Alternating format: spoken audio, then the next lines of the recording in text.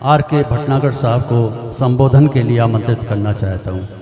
एक बार सदन से आग्रह है कि जोरदार करतल ध्वनि से आप स्वागत कीजिए आदरणीय डॉक्टर आर के भटनागर साहब।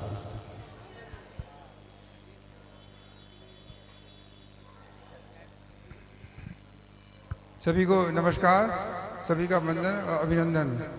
आज के इस महत्वपूर्ण कार्यक्रम के वही सम्मानीय अध्यक्ष जी, मेरे बड़े भाई एस कुमार साहब, चीफ इंजीनियर रिटायर्ड, और मंच पे बैठे हुए सभी सम्मानित रचनाकार, साहित्यकार, वाणी पुत्र और सभागार में बैठे हुए सभी सम्मानित नारी शक्ति महिलाएं और साहित्यकार और मेरठ के सभी मीडिया बंधु, बुलंदशहर के, आप सभी का बहुत बहुत स्वागत है। आज का ये कार्यक्रम बड़ा महत्वपूर्ण इसलिए है, एक बेटा बाप को याद कर रहा है इस माहौल में, जबकि हम माँ बाप को छोड़ के आ रहे हैं ओल्ड एज होम में। उस माहौल में एक बेटा माँ बाप को याद कर रहा है, बहुत बड़ी बात है। ये विरासत हमारी है, इसको नहीं भूलना चाहिए। दुनिया में सब मिल जाएंगे, लेकिन माँ बाप कभी नहीं मिल सकते। जो चले गए वो चले गए, बाकी सब रिश्ते मिल जाते हैं। इसलिए हमें अपने माँ बाप का बहुत ध्यान रखना चाहिए। मैं कल परसों मेरठ में था तो मुझे जाने का मौका मिला। दादा दादी ओल्ड एज होम है, वहाँ पे गया, 30 लोग थे वो ओल्डीज दादा दादी, और उनके बेटे छोड़ चले गए कि हम अपने घर में रखेंगे, तुम यहीं रहो।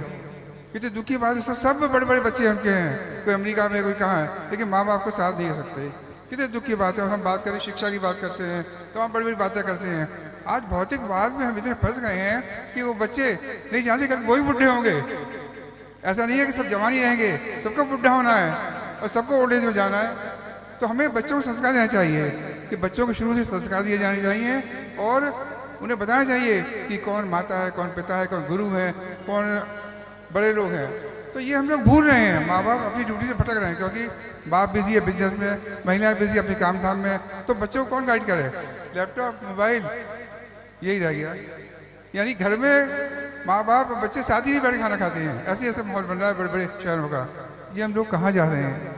हम लोग गर्त में जा रहे हैं। आगे बढ़ें लेकिन पीछे को ना भूलें। और हमारे जो साहित्यकार बैठे हुए हैं, कितनी मेहनत कर रहे हैं लोग, देश को पूरा जोड़ते हैं। और मैं तो कहूँगा ये साहित्यकार जो है, जैसे अंगारे होते हैं तो बूंदें आती हैं, उसी प्रकार साहित्य जो है वो उन गर्माहट को ठंडा करता है, आदमी की जो भावना है उसको कोमल करता है। ये काम साहित्य का ही है। हम गुलाम थे तभी साहित्यकारों ने देश को जोड़ा। आज भी साहित्यकार पूरे देश में है और विदेशों में घूमकर हमारे देश की प्रचार कर रहे हैं। तो मैं बड़ा आभारी हूँ। मुझे बड़ा मन था यहाँ बैठने का, लेकिन बहुत से अधिक काम भी रहते हैं, इसमें जाना पड़ रहा है। और पुनः सभी साहित्यकारों का, नारी शक्ति का बहुत बहुत आभार। एक बात जरूर कहना है कि अपने बच्चों को ध्यान रखिए। बच्चे कहाँ जा रहे हैं, क्या कर रहे हैं, क्या नहीं कर रहे, उन सबको ध्यान रखना बहुत ज़रूरी है। और संस्कार को बढ़ाइए पुनः। और ये दिव्यहंस जी कितनी बढ़िया किताब लिखी है उन्होंने, कितनी बढ़िया किताब। 20 साल बाद तो किताब लिख रहे हैं ये, तो उनके मन में कितना प्रेम अपने पिताजी के लिए होगा।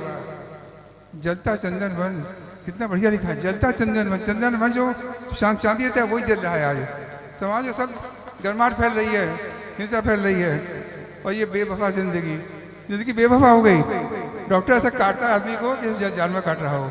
तो संवेदनाएं खत्म होती चली जा रही हैं। वही संवेदनाएं आप ही मेंटेन करेंगे। मैं पुनः इशाक अली जी का और समस्त संस्था का पदाधिकारियों का बड़ा आभारी हूँ, और यहाँ तमाम लोग बैठे सबका बड़ा आभारी हूँ कि आपने मुझे मौका दिया, सम्मान दिया। धन्यवाद। जय हिंद, जय भारत।